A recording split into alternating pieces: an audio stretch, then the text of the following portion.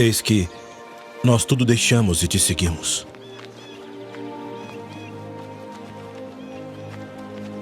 Na verdade vos digo que ninguém há que tenha deixado casa ou pais, ou irmãos, ou mulher ou filhos, por causa de mim e do Evangelho, e não haja de receber muito mais neste tempo e no mundo vindouro a vida eterna.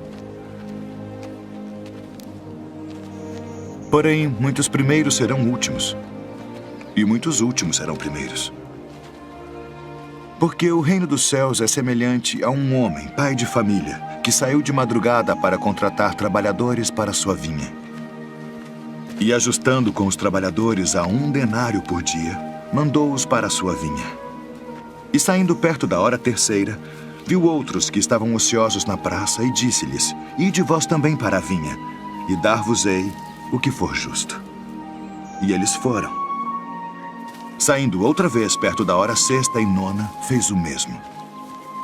E saindo perto da hora 1/10, encontrou outros que estavam ociosos e disse-lhes: Por que estáis ociosos o dia todo? Disseram-lhe eles: Porque ninguém nos contratou. Disse-lhes ele: Ide vós também para a vinha, e recebereis o que for justo. E aproximando-se a noite, disse o senhor da vinha ao seu mordomo: Chama os trabalhadores e paga-lhes o salário, começando pelos últimos até os primeiros. E chegando os que tinham ido perto da hora 1/10, receberam 1 denário cada um. Chegando, porém, os primeiros, cuidaram que haviam de receber mais, e também receberam 1 denário cada um. E recebendo-o, murmuravam contra o pai de família, dizendo: Estes últimos trabalharam só 1 hora, e tu os igualaste conosco, que suportamos a fadiga e o calor do dia.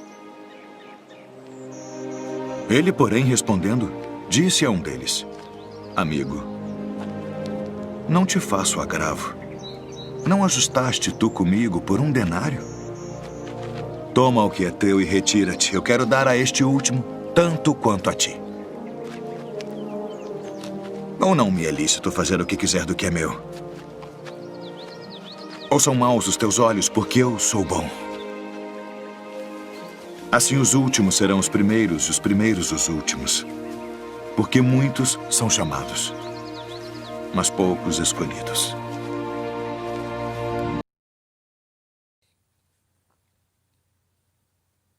Louvado seja nosso Senhor Jesus Cristo. Boa noite, queridos irmãos e irmãs. Como eu mencionei na mensagem, o nosso estudo de hoje é sobre uma das parábolas de Jesus, né? Os trabalhadores da vinha, ou também conhecida como trabalhadores da última hora. Eu escolhi essa parábola porque, com a visão materialista, com a visão humana, atribuindo a Deus as qualidades e as classificações que nós temos enquanto encarnados, eu sempre tive muita dificuldade de conhecer, de entender o significado dessa parábola, porque atribuía a ela questões materiais, obviamente. E agora, à luz da doutrina, eu consegui entender o real significado dessa parábola e resolvi compartilhar com os irmãos.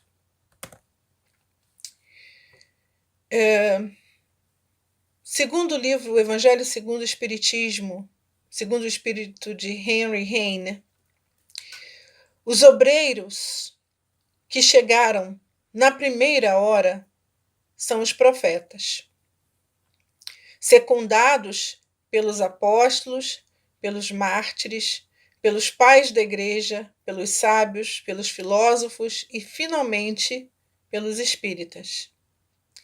Estes, que por último vieram, foram anunciados e preditos desde a aurora do advento do Messias e receberão a mesma recompensa.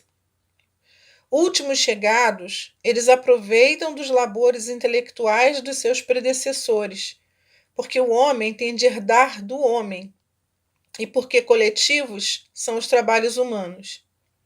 Aliás, Muitos dentre aqueles revivem hoje ou reviverão amanhã, para terminarem a obra que começaram outrora. Mais esclarecidos, mais adiantados, trabalhando não já na base, e sim na comieira do edifício, receberão, pois, salário proporcionado ao valor da obra. Para nós entendermos a fundo essa parábola, irmãos, precisamos entender ou saber se realmente entendemos todo o significado que a doutrina traz para a gente. Primeiro, de que somos espíritos milenares, que já tivemos várias existências e que ainda teremos tantas outras pela nossa frente. Por isso, precisamos entender, com a visão do espírito, o trabalho. Como diz aqui no Evangelho segundo o Espiritismo, muitos que nos precederam foram profetas, foram trabalhadores, mártires. Eles começaram o trabalho.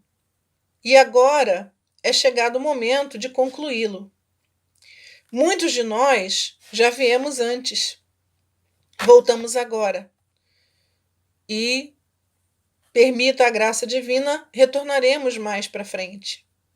Então é importante que o trabalho seja feito.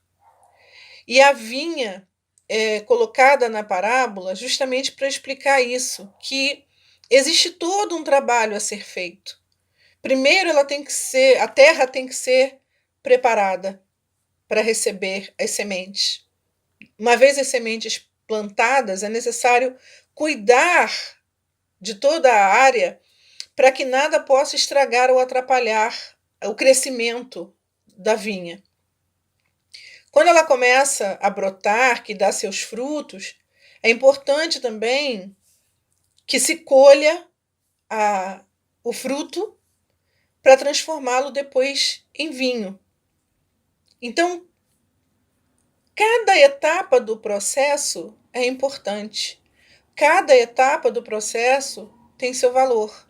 O trabalhador que preparou a terra, aquele que semeou, aquele que cuidou da terra para que ela nada sofresse e não atrapalhasse, aquele que cuidou da vinha, aquele que colheu a uva e depois aquele que vai macerar a uva para transformá-la em vinho. Cada etapa do processo é importante. E nós, muitas das vezes, participamos de várias etapas deste processo. Então, a noção de que somos espíritos eternos é importante para que a gente possa entender isso.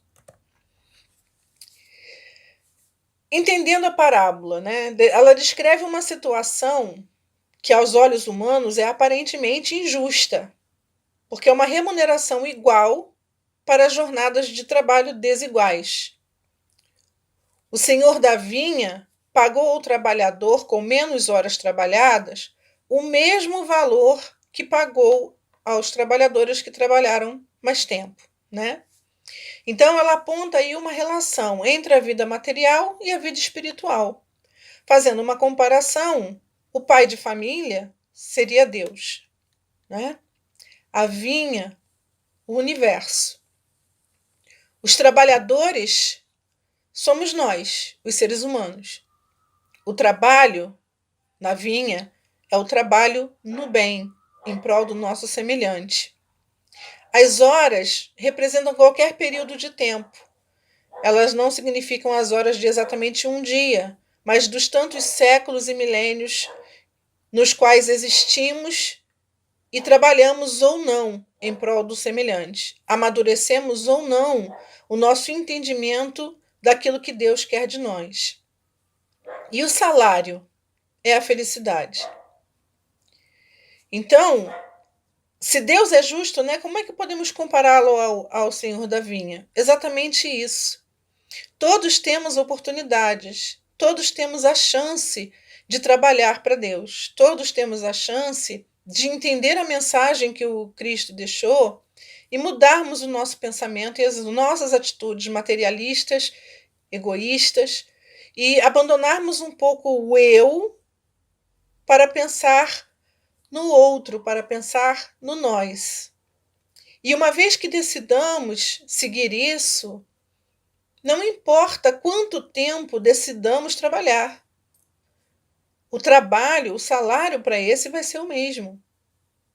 Vai ser a sensação do bem realizado, o entendimento de que a gente precisa praticar a caridade, a gente precisa praticar o bem, e o pagamento que nós vamos receber será a felicidade, nem mais nem menos. Independente de quando conseguimos tomar essa consciência e começamos a trabalhar, o salário final para todos nós vai ser exatamente o mesmo: a felicidade e a aproximação daquilo que o Pai deseja de todos nós. De acordo com Constantino, ainda no Evangelho segundo o Espiritismo, o obreiro da última hora tem direito ao salário, mas é preciso que a sua boa vontade o haja conservado à disposição daquele que o tinha de empregar, e que o seu retardamento não seja fruto da preguiça ou da má vontade. Tem ele direito ao salário, porque desde a alvorada esperava com impaciência aquele que por fim o chamaria para o trabalho.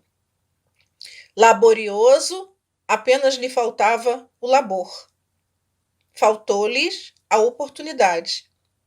Se, porém, se houvesse negado ao trabalho a qualquer hora do dia, se houvesse dito: tenhamos paciência, o repouso me é agradável, quando soar a última hora é que será tempo de pensar no salário do dia, que necessidade tenho de me incomodar por um patrão a quem não conheço e não estimo? Quanto mais tarde, melhor. Esse tal, meus amigos, não teria tido o salário do obreiro, mas o da preguiça. Porque o que mostra a parábola para nós é exatamente isso. Aqueles trabalhadores que foram chamados para trabalhar na última hora, eles não tinham deixado de trabalhar por preguiça ou por quererem deixar passar o tempo e aguardar que no final do dia alguém os chamaria. Eles simplesmente não estavam trabalhando porque ainda não tinham sido chamados. Eles estavam aguardando. E muitos de nós acontece exatamente isso, né? No livro Nosso Lar, o Genésio diz ao André justamente isso, que quando o trabalhador está pronto, o serviço aparece.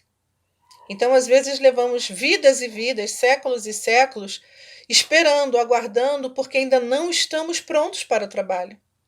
E Deus sabe disso.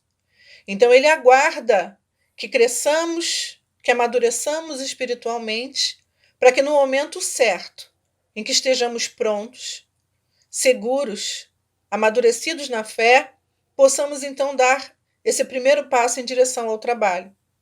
Antes disso, seria perda de tempo. Então, é preciso que estejamos maduros, no real sentido, para poder compreender o trabalho e nos dedicarmos a ele, independente do tempo que isso levou. De acordo com Constantino, que dizer então daquele que, em vez de apenas se conservar inativo, haja empregado as horas destinadas ao labor do dia em praticar atos culposos? Senhor, empreguei mal o meu tempo. Tome até o fim do dia para que eu execute um pouco, embora bem pouco, da minha tarefa, e dá-me o salário do trabalhador de boa vontade. E o Senhor lhe dirá: não tenho presentemente trabalho para te dar. Malbaraste o teu tempo. Esqueceste o que havias aprendido. Já não sabes trabalhar na minha vinha. Recomeça, portanto, a aprender. E quando te achares mais bem disposto, vem ter comigo, e eu te franquearei o meu vasto campo, onde poderás trabalhar a qualquer hora do dia. Bons espíritas, meus bens amados, sois todos obreiros da última hora. Bem orgulhoso seria aquele que dissesse: comecei o trabalho ao alvorecer do dia e só terminarei ao anoitecer. Então Deus nos dá a todos a chance. Ele aguarda que estejamos prontos. Mas isso quer dizer também que, se ao invés de nos prepararmos para o trabalho do bem, tivermos feito trabalhos maus, tenhamos agido de forma não compatível com o que a justiça divina diz, não poderemos a qualquer momento entrar no trabalho do Senhor. Como ele diz aqui, é preciso recomeçar, porque a gente não vai nem saber trabalhar da forma que ele quer, sem conhecer a lei direito. Então a gente tem que recomeçar, a gente tem que voltar. E aí é que apresenta-se para nós a justiça da reencarnação, porque aquelas vidas em que perdemos, não sendo trabalhadores de Jesus, não trabalhando para o bem, não trabalhando na caridade, não buscando ajudar os irmãos, é tempo perdido, é uma vida perdida. Mas aí estamos perdidos para Deus? Lógico que não. Ele vai ser sempre paciente para conosco, como sempre foi. Mas é importante que a gente recomece para reaprender. E aí sim termos no futuro, numa outra oportunidade, uma outra chance de trabalhar na vinha do Senhor, de fazermos o bem, aquilo que Ele espera de nós. Segundo Erasto, novos apóstolos da crença revelada pelas proféticas vozes superiores, ide pregar o novo dogma da reencarnação e da elevação dos espíritos, conforme tenham cumprido, bem ou mal, suas missões e suportado suas provas terrestres. É chegada a hora em que deveis sacrificar a sua propagação aos vossos hábitos, e vossos trabalhos e as vossas ocupações fúteis. Ide e pregai. Convosco estão os espíritos elevados. Pregareis o desinteresse aos avaros, a abstinência aos dissolutos, a mansidão aos tiranos domésticos, como aos déspotas. Palavras perdidas, eu sei, mas não importa. Ide, pois, e levai a palavra divina aos grandes que a desprezarão, aos eruditos que exigirão provas, aos pequenos e simples que a aceitarão, porque principalmente entre os mártires do trabalho desta aprovação terrena encontrareis fervor e fé. Ele deixa claro que para nós o trabalho nunca vai ser fácil. Aquelas pessoas mais presas à vida material e às futilidades da vida terrena, normalmente não querem se deixar levar e não querem entender aquilo que a palavra divina diz. Elas vão estar sempre querendo mais, não vão acreditar na palavra, não vão querer conhecer os ensinamentos de Jesus a fundo e vão exigir provas, provas materiais do que aquilo que a doutrina diz é verdade. Nós não podemos provar a não ser pelas nossas ações. O que o espírita tem que ser é exemplo. A gente tem que pregar pelo exemplo. Aquelas pessoas que não vão acreditar na nossa palavra, naquilo que nós dizemos quando já entendemos, a maneira mais fácil de convencê-las é através das nossas ações, é através da nossa reforma e de demonstrar que mudamos, que entendemos que o importante é o bem, que o importante é o amor, que o importante é a caridade. Então, estes que são incrédulos só vão começar a entender a verdade daquilo que a gente está dizendo a partir das nossas ações. Porque ser cristão, muito antes de se dizer, é se demonstrar.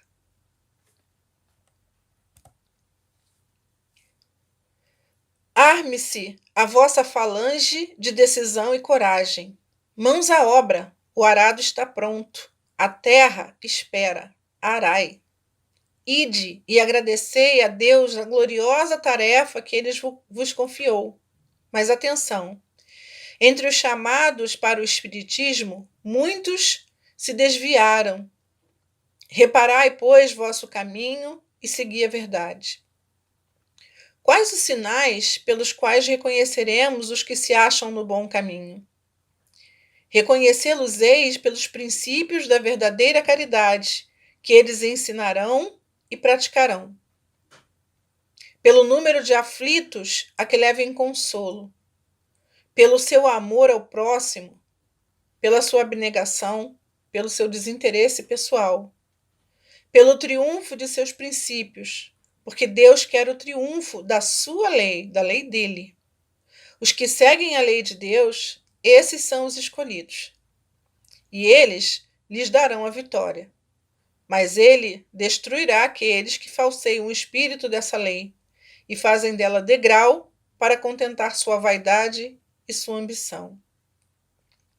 Então, a gente sabe que, seguindo a lei de Deus, demonstrando através das atitudes de caridade, materiais ou imateriais, estaremos mostrando aos outros que a verdadeira lei é a lei divina. E ele sempre dará triunfo, sempre dará vitória e felicidade àqueles que seguirem sua lei. E o Espírito de verdade diz: aproxima-se o tempo em que se cumprirão as coisas anunciadas para a transformação da humanidade. Esse tempo chegou, irmãos. Ditosos serão os que houverem trabalhado no campo do Senhor, com desinteresse e sem outro móvel senão a caridade. Seus dias de trabalho serão pagos pelo cêntuplo do que tiverem esperado. Então, aqueles que trabalharam na caridade, esperando receber apenas a misericórdia divina, receberão muito mais daquilo que imaginavam, se seu trabalho for honesto, sincero, for feito com amor pelo seu coração. Ditosos os que hajam dito a seus irmãos: trabalhemos juntos e unamos os nossos esforços, a fim de que o Senhor, ao chegar, encontre acabada a obra. Porquanto o Senhor lhes dirá: vinde a mim, vós que sois bons servidores, vós que soubestes impor silêncio aos vossos ciúmes e às vossas discórdias, a fim de que daí não viesse dano para a obra. Mas ai daquele que, por efeito de suas dissensões, houverem retardado a hora da colheita, pois a tempestade virá e eles serão levados no turbilhão. O que quer dizer, irmãos, é que a hora da colheita chegou. E o mais importante agora é pensarmos na obra de Deus, no amor que tenhamos em nosso coração, na caridade que possamos praticar os irmãos. É chegado o momento. E aqueles que conseguiram, estão conseguindo encarar essa verdade, praticar essa verdade, são aqueles escolhidos, aqueles que continuarão na Terra nesse novo período de regeneração que entra. É importante nós lembrarmos que a vida é eterna e que a morte do corpo físico não existe, somente ela. A morte é só do corpo físico. Somos espíritos imortais. E precisamos encarnar muitas e muitas e muitas vezes até nos conscientizarmos de que precisamos trabalhar no bem. E a hora é chegada.